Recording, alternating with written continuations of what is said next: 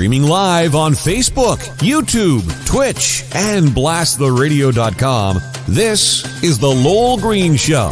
The number to call and be heard around the world is 613-413-2217. Or email Lowell at blasttheradio.com. And now, here is Lowell Green. Well, thank you, John. Boy, what a day. Yeah, I guess we're not actually live on Facebook. I didn't have a chance to update the intro.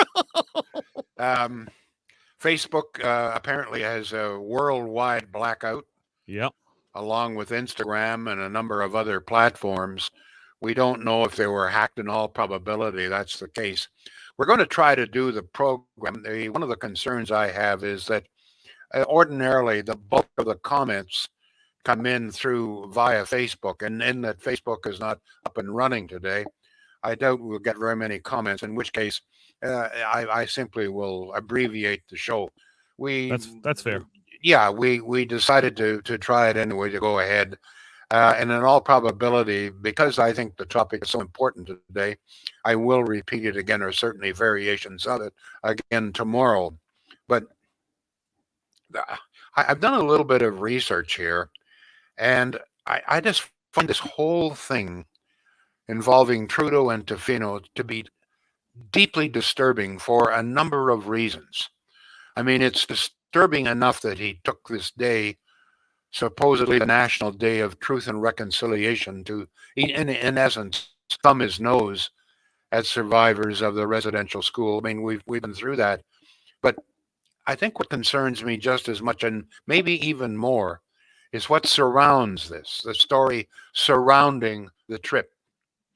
Because the fact of the matter is, when you examine the facts, as I have done here, our Prime Minister very clearly has surrounded himself with a nest of liars, a rat's nest of liars, who, along with the Prime Minister, set out some time ago to deliberately deceive you and me, the general public. This is a gang of liars led by the Prime Minister, who is a liar, and time again lied to us concerning this whole Tofino vacation. Let me just explain. Let's use some common sense, okay? Not in large supply these days, I know, but let's use some common sense. The infamous Trudeau-Tofino trip wasn't just some spur-of-the-moment idea. Seems to be a sort of a feeling, oh, well, you know, Sophie maybe at the last minute decided they want, no. That's not the way it works with the Prime Minister.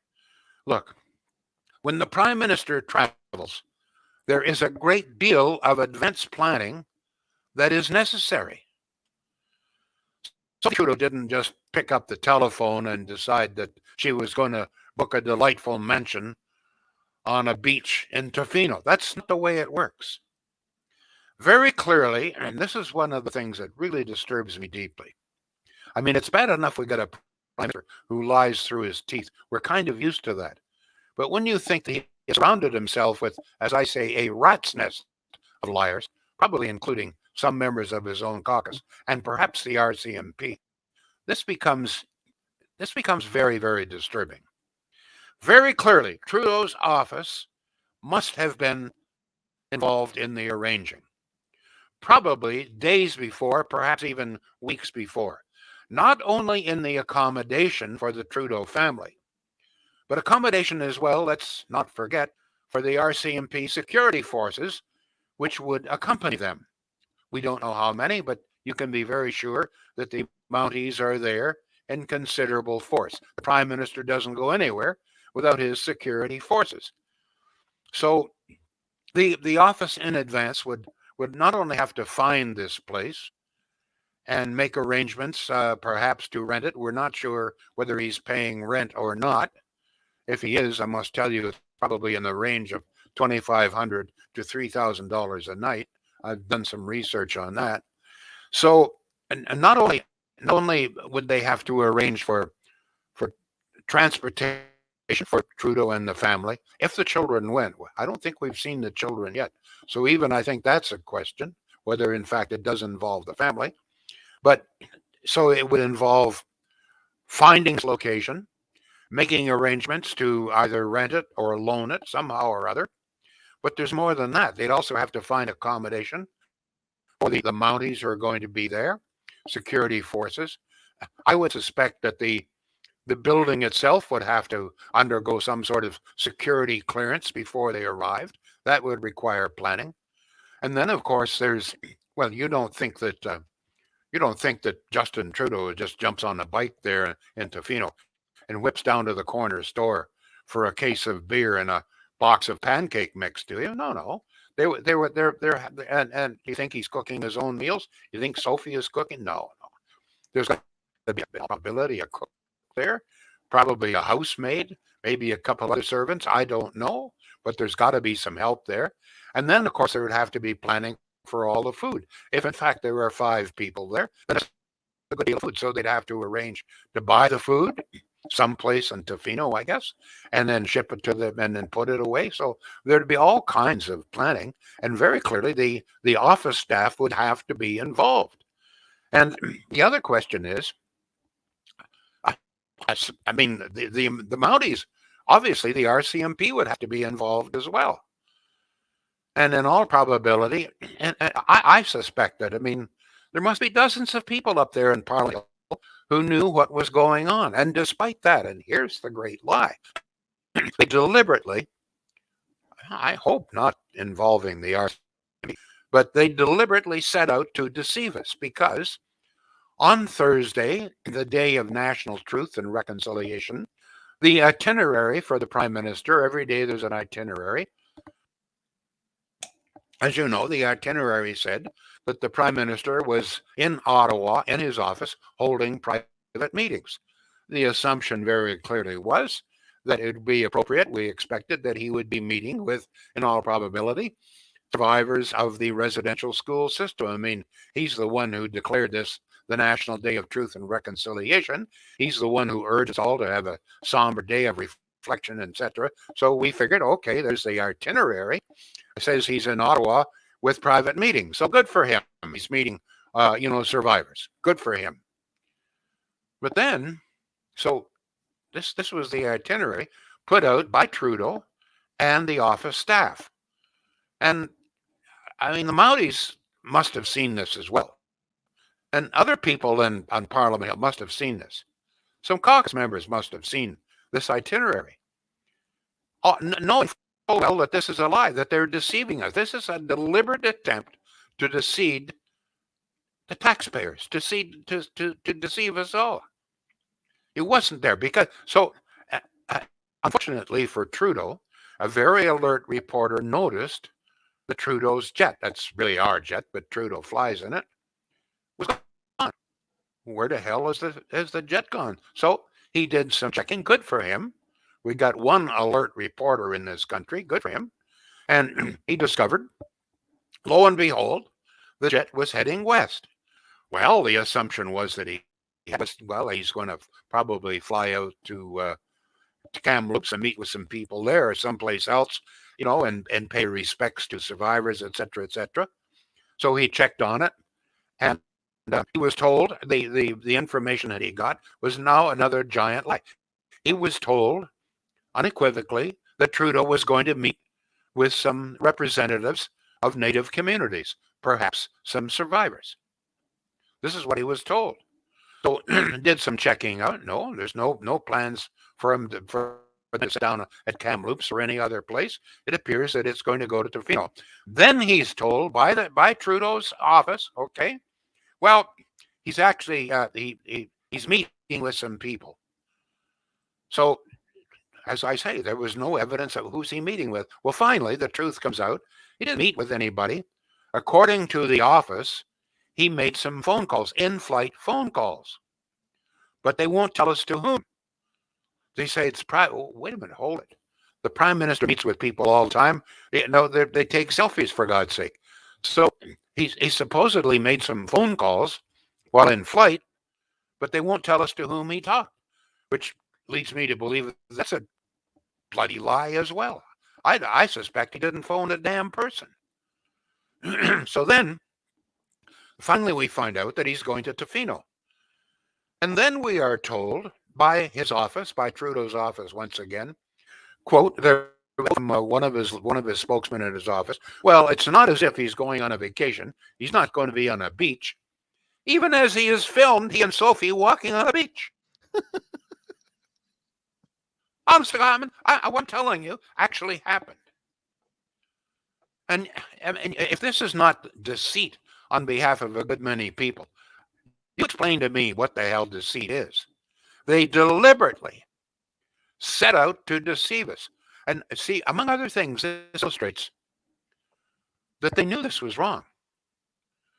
They knew that this was going to create, if the news got out, that in fact he was turning his back on survivors, etc., that this would be bad news for the Prime Minister. So they deliberately set out to deceive us and pretended, lied to us and said, well, he's in his office here in Ottawa all day, private meetings. It was only after it was discovered that he wasn't in the office that they finally had to tell us what was going on. But even then they lied. Now, so once again, we have the specter of, it's got to be several days of planning. Probably, as I repeat, probably weeks. Okay, would you agree with me? It's got to be. It's got to be probably weeks. Like you said, I don't think they move the Prime Minister without a lot of planning. Oh, no. I mean, absolutely not. There's got to be security. There has to be security checks. The place has got to be provisioned, et cetera, et cetera. Plus his wife's with him, so there's extra security for that. Yeah, and perhaps the children. I don't know. Yeah. What I do know, I've done some research when I tried to find out, okay, if we are paying for this, what would we be paying? So I did some research, and I found I can't find this place. This place where they're staying is called, quote, Surfer's Paradise. It's on Chesterman Beach. I've been there. It's a lovely beach. It's 1.21 acres, includes boardwalks through the forest. The main room, or the main building, is 4-bedroom main. There is a 2-bedroom guest house and what is described as a very cozy children's treehouse. So the closest I could find was a 6-bedroom place on a beach. I don't know which one. And it was $2,300 a night. So you can assume from this that if he is paying rent, and I suspect he is, and I suspect that we taxpayers are paying it, he would have to be paying somewhere. Let's give him a break.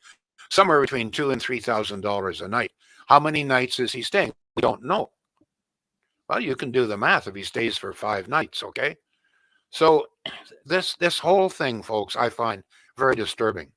Now, may I ask, is that just for him and his family? Like the security would be staying somewhere other than that particular room, wouldn't they? Precisely.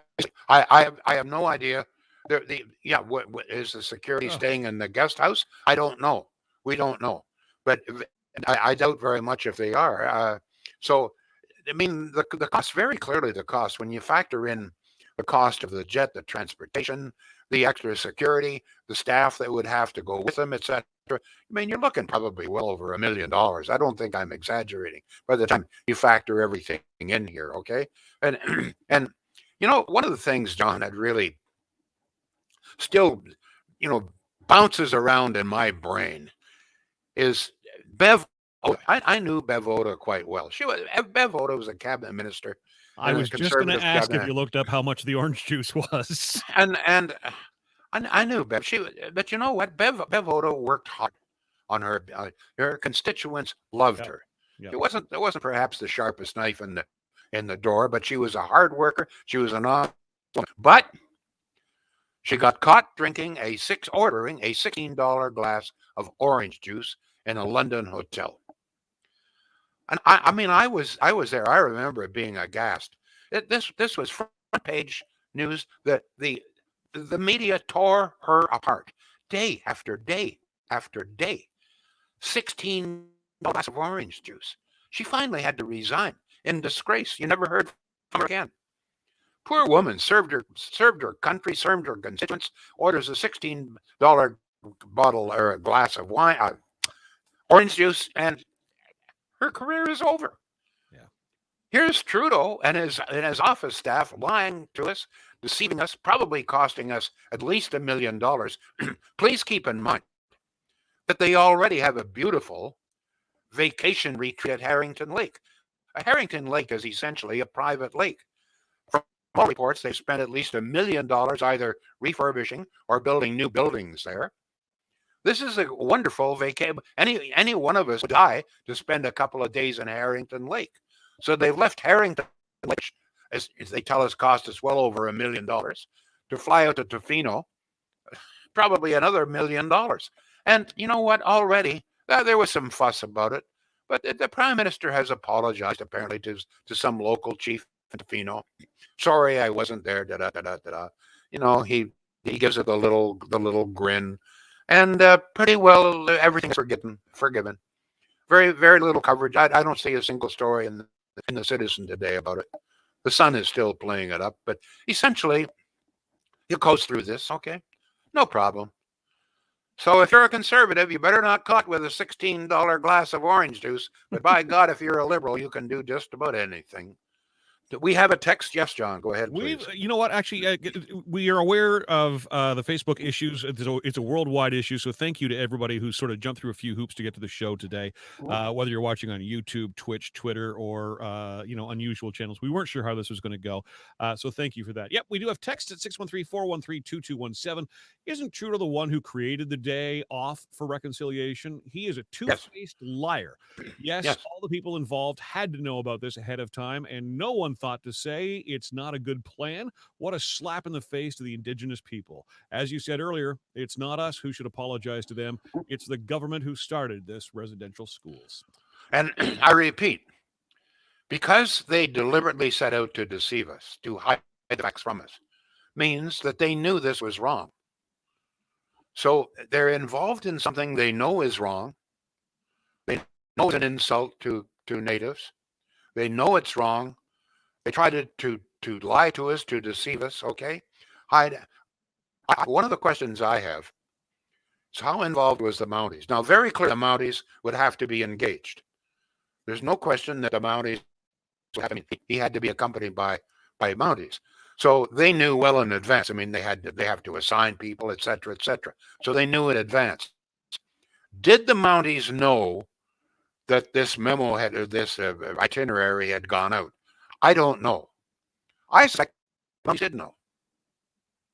In which case, they're involved in a cover-up as well. Now, I don't know. I just want to make this plain, okay? I hope that my national police force, the Mounties, are not involved in a deceitful situation here. But the evidence points to the inevitable fact, it seems to me, that they probably were. John, we have some more text, yes. Yes, we do. Very strange decision. Makes one wonder about IQs in the PMO, says Mort via text. We have an email from Robert in Carlton Place. The address here, by the way, is Lowell at blasttheradio.com. This is not the first time his party has lied about his whereabouts. They also lied when he went on his Aga Khan trip and another time on a snowboarding trip. And who knows how many other times. Warren Kinsella calls the PMO a cult. I believe this holiday is a clear indication that he's finished and will be stepping down before long. I just want to come in here again and point out, it's one thing that the Prime Minister has been caught in a lie. He's not the first politician caught in a lie. But this goes much deeper. This involves a kind of plot. I mean, obviously, within his own office, a plot involving a number of people. So it really draws into question. I mean, are we being governed by essentially a nest of liars here? It's not just the Prime Minister, but his office staff. I mean, this is pretty serious stuff.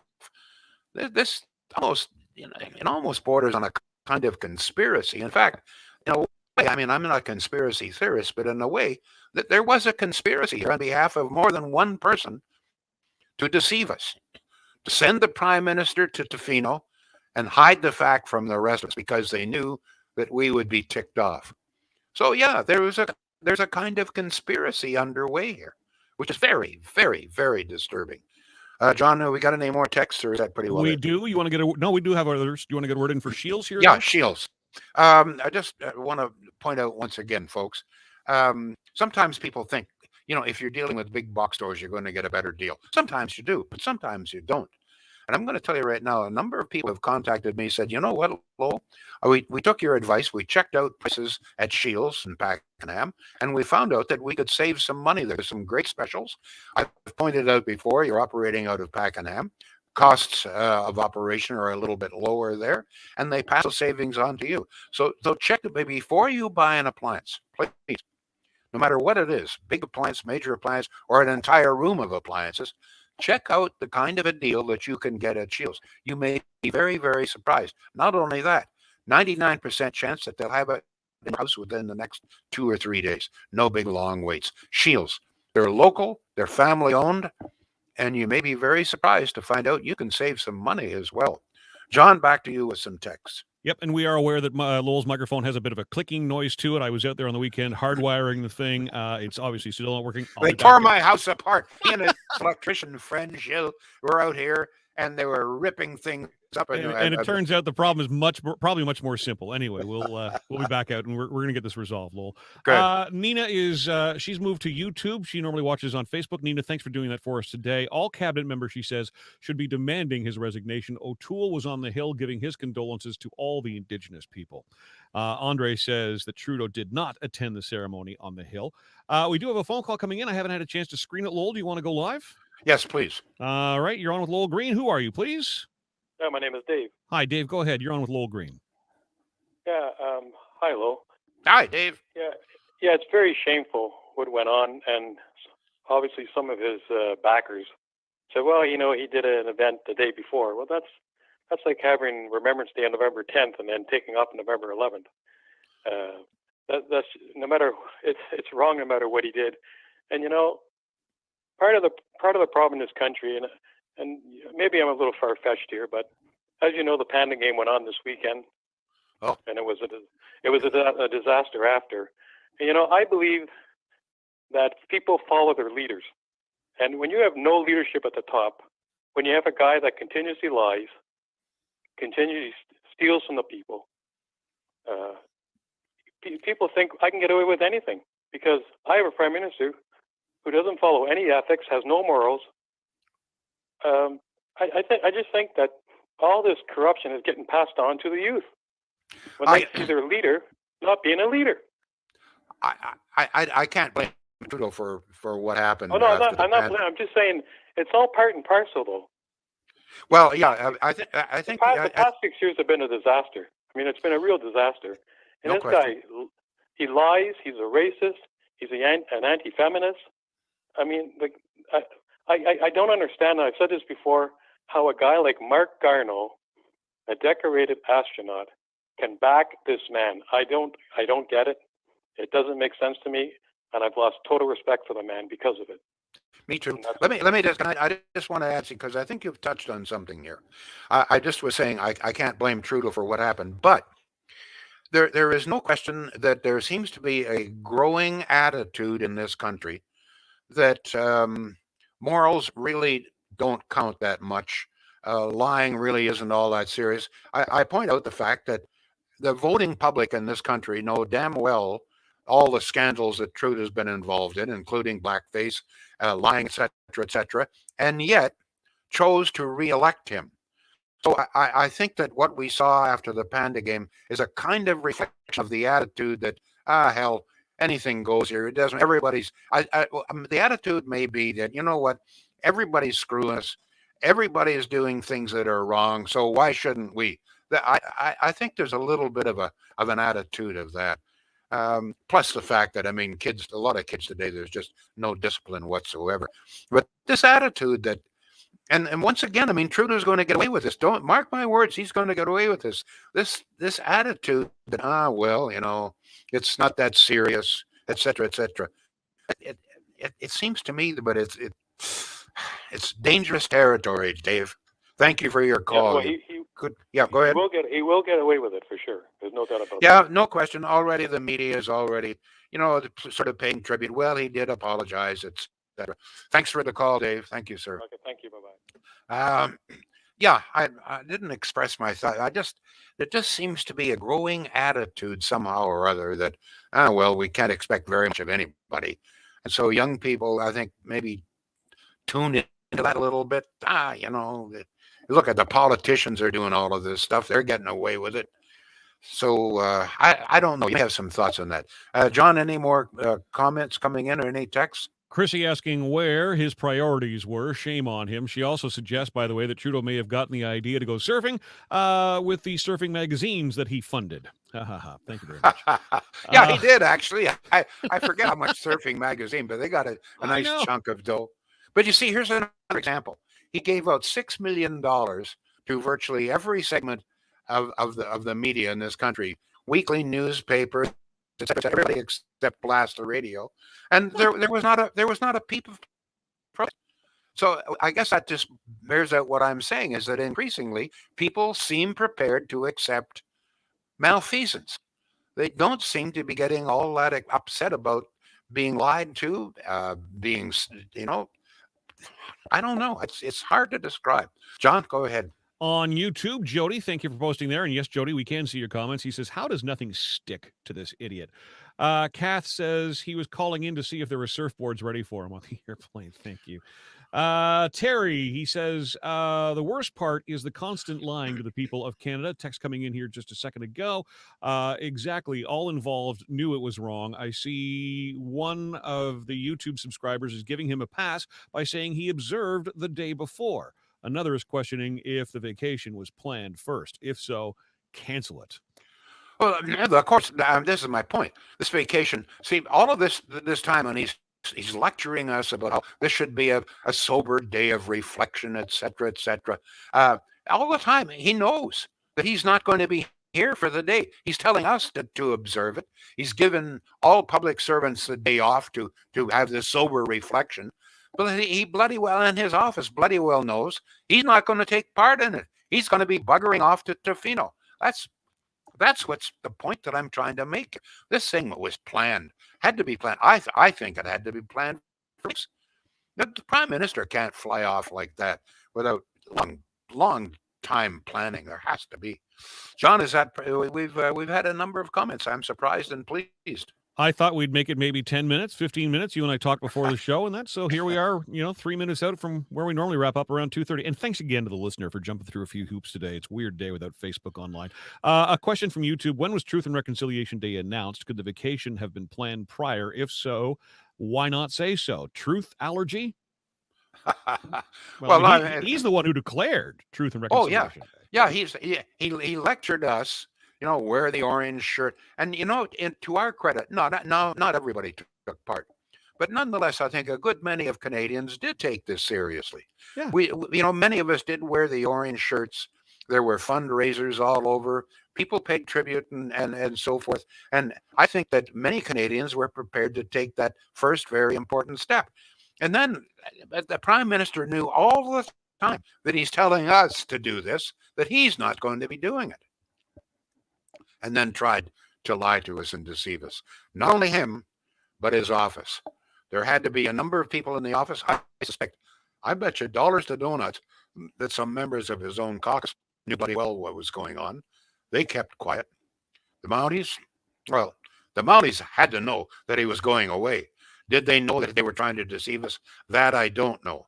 But for sure, they knew what was going on. All right, thank you all. We're almost out of time here. We've got just a couple more comments just to wrap things up. If you want, go ahead, please. Just because these people did, go through a few hoops, like I said, to get to us. CJ on YouTube says our fearless leader is do as I say, not as I do. And last word to you, Terry. Liberals will let Trudeau get away with anything because they're afraid if he leaves, it's curtains for the Liberal Party.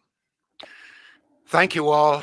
Hopefully, Facebook will be back on doing business tomorrow, but if they're not, we'll try to do the same thing that we did today. Thank you all for, as John says, walking through some hoops there to manage to get to us and to let us know your feelings on this. We'll be back tomorrow.